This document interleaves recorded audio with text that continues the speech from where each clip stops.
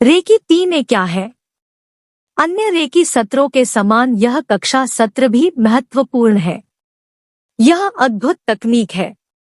इससे आप अधिक बेहतर व्यक्ति बन जाएंगे, आपकी समझने बूझने की शक्ति बढ़ जाएगी, आप सहृदय बनेंगे। रेकी 3 मास्टर बटा टीचर से परिचर्चा से अपने चारों ओर लोगों को समझने की आपकी शक्ति बढ़ जाएगी। जो आपके संपर्क में आएगा, आप उसे दूर न भगाएं। एकदम किसी निष्कर्ष पर न पहुंचे। कभी कभी जो कानों से सुनते हैं वह सत्य नहीं होता, जो देखते हैं वह भी सत्य नहीं होता। अपने कंधों पर चिंताओं और नकारात्मक भावों को न लादें। अगले पृष्ठ पर मास्टर प्रतीक दिया गया है। इसे रोगी के पीड़ाग्रस्त भाग पर आज्ञा चक्र से बनाया जाता है। यह बहुत अधिक सशक्त प्रतीक है तथा अतिशीघ्र परिणाम सामने आते हैं। इस प्रतीक का प्रदर्शन न करें। लोगों का गंभीरतापूर्वक उपचार करें, क्योंकि अनेक लोग स्वस्थ होंगे जबकि कुछ इस दुनिया से सदा के लिए चले जाएंगे। शुभकामनाओं सहित। प्रतिगमन की आवश्यकता। प्रतिगमन क्या है? प्रतिगमन का अर्थ पीछे की ओर जाना है। यह आवश्यक नहीं कि प्रत्येक व्यक्ति प्रतिगमन सीखे या पुनः जन्म कोर्स में शामिल हो। आपको निम्नलिखित बातों को ध्यान में रखना होगा। 1. आपके अपने परिवार के साथ संबंध। 2. आपके अपने मित्रों बटा साथियों के साथ संबंध। 3. आपके अपने साथ संबंध।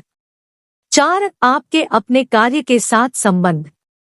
5. आपके अपने जीवन के प्रत्येक पहलू के साथ संबंध। हमें स्वयं से क्या प्रश्न पूछना है? हमारे परिवार के एक व्यक्ति के साथ बुरे तथा दूसरे व्यक्ति के साथ अच्छे संबंध क्यों होते हैं? जहां तक अन्य लोगों का संबंध है, आप स्वयं को मृदुभाषी तथा अच्छे स्वभाव वाला समझते हैं। तब यह अंतर क्यों? कभी आपने यह सोचा कि कभी जब आप किसी व्यक्ति को पहली बार देखते हैं तो तत्काल आपके मुंह का स्वाद क्यों बिगड़ जाता है? कभी आपने स्वयं से यह प्रश्न पूछा, इस व्यक्ति से कभी बात नहीं की, फिर भी मैं इससे नफरत क्यों करता हूँ? दूसरी ओर, कभी हम किसी व्यक्ति से पहली बार मिलते हैं और सम्मोहित हो जाते हैं। पुनः ऐसा क्यों? मुख्यतः प्रतिगमन विषय पर हम अपनी वर्तमान स्थिति पर विचार करते हैं। हमारे परिवार के साथ कैसे संबंध है? खराब? उनके हमारे साथ कैसे संबंध है? अच्छे? यदि अच्छे हैं तो फिर अवश्य हमारे भीतर कहीं कमी है। यह हमारा कसूर है। प्रतिगमन ऐसी तकनीक है जो धीरे धीरे हमें अतीत की ओर ले जाती है, जहां हम लोगों से मिलते हैं तथा ऐसी घटनाओं को देखते हैं जिनसे हम प्रभावित होते हैं तथा जिनसे हमारा वर्तमान जीवन प्रभावित होता है। धीरे धीरे अध्यापक आपको शैशवावस्था में ले जाता है और फिर पिछले जन्म में भी ले जाता है। यहाँ आप अपना पिछला जीवन देखते हैं, लोगों के चेहरे देखते हैं तथा वर्तमान में लौट आते हैं। फिर आप चेहरों से संबंध स्थापित करते हैं। तब तक अतीत से वर्तमान तक, वर्तमान से अतीत तक विचरण करते रहते हैं, जब तक आप शब्दों तथा कारणों को समझ नहीं लेते। अध्यापक सब कुछ स्पष्ट करता है तथा कहता है कि आप उन लोगों को क्षमा कर दे जिन्होंने आपको नुकसान पहुंचाया है। यदि आप ऐसा नहीं करते तो पुनः जन्म लेंगे। इन्हें क्षमा करके आपके संबंध भी पूर्ण हो जाते हैं। फिर वे आपके जीवन में कभी नहीं आते। कृतज्ञ होकर जीवन बिताएं। मैं आपसे एक प्रश्न पूछना चाहता हूँ। बेचैन मत हो, आप परेशान नहीं होंगे। आप दिन में कितनी बार फ का उच्चारण करते हैं या शिट कहते हैं? मैं यह मानता हूं कि हम प्रायः इस वर्ण या शब्द का प्रयोग करते हैं। यहाँ इस तथ्य पर ध्यान देने की आवश्यकता है कि जब हम शिट बोलते हैं तब श ध्वनि पर सारा बल दिया जाता है। इसी प्रकार से फ ध्वनि है। इसमें धीरे धीरे सांस के साथ निकलने वाली वायु तुरंत निकल जाती है और आपको आराम पहुंचता है। आपने ध्यान दिया होगा कि अपशब्द गाली गलौज के बाद हम विशेष रूप से किशोर वर्ग राहत महसूस करते हैं। इस प्रकार से यहाँ शिट महत्वपूर्ण नहीं है। यह शब्द शिप भी हो सकता है क्योंकि सारा दबाव ध्वनि पर पड़ता है। कभी कोशिश करके देखें, आपको यही परिणाम मिलेंगे। इसी प्रकार फ ध्वनि को फ्यूट फुट में बदल सकते हैं। इसका अर्थ भविष्य फ्यूचर से जुड़ा है। अन्य अशिष्ट समझे जाने वाले शब्दों को अच्छे अर्थ ध्वनित करने वाले शब्दों में बदला जा सकता है। यह क्रिया अत्यंत सरल है, परंतु इसे दैनिक जीवन का अंग बनाना कठिन है, असंभव नहीं। इससे आप कृतज्ञता की स्थिति में पहुंच जाएंगे। कृतज्ञता भाव के विषय पर चर्चा करते समय मैं आपसे अन्य प्रश्न पूछना चाहता हूँ। न परेशान मत हो। हर प्रश्न आपको बेहतर व्यक्ति बनाने की दिशा की ओर ले जाएगा।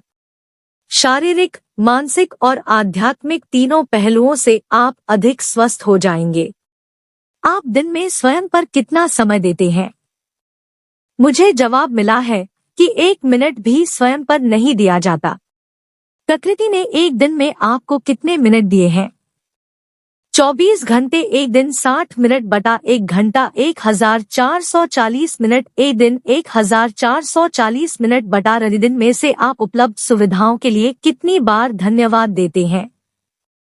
आप कितनी बार धन्यवाद कहते हैं तथा अनुभव करते हैं? यदि हम प्रतिदिन 24 घंटे लगातार अपने शरीर के प्रत्येक भाग के लिए आभार व्यक्त करते हैं तो हम अधिक स्वस्थ और स्फूर्तिवान होते जाएंगे। हमें हर वस्तु का आभार व्यक्त करना चाहिए, जैसे plus gas cooker, plus TV set, plus sofa set, plus dining table, plus computer, plus परिवार के सदस्य जिनकी वजह से हमें महत्व मिल रहा है, प्लस हमारा बॉस जिसने हमें रोजगार दिया और इस रोजीरोटी से हमारे परिवार का भरण पोषण होता है। इस सूची का कहीं अंत नहीं है।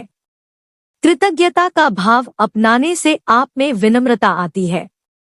कभी भी प्रकृति, शरीर, व्यक्तियों, वस्तुओं के बारे में यह शंका न लाए कि वे आपकी बात नहीं सुन रहे हैं। वे सुनते हैं, क्रियाशील होते हैं। प्रत्येक वस्तु स्वयं में ऊर्जा है। आप ऊर्जा हैं। ऊर्जा से ऊर्जा के प्रति आभार व्यक्त किया जाता है। हमेशा धन्यवाद कहें, मन से कहें। आपका जीवन सरल और सहज हो जाएगा। आप स्वयं में धीरे धीरे आने वाले बदलाव महसूस करेंगे। चिड़चिड़ेपन का कठोर आवरण पिघलने लगेगा तथा अहम भाव भी उड़ जाएगा। आपके चारों ओर शांति फैल जाएगी। जब तक इस दुनिया में रहेंगे, आप स्वस्थ रहेंगे। समस्याएं स्वीकार करें, समाधान निकालें, परंतु जीवन यात्रा सुखद बनाने के लिए हमेशा कृतज्ञता का भाव अपनाए रहें। इसलिए यदि आप सोचते हैं कि आप किसी से प्रेम करते हैं तथा अभी तक विस्तार से समझ नहीं पाए हैं, तो प्रतिगमन तकनीक अपनाएं। हो सकता है कि आपको अपने प्रश्न का उत्तर मिल जाए।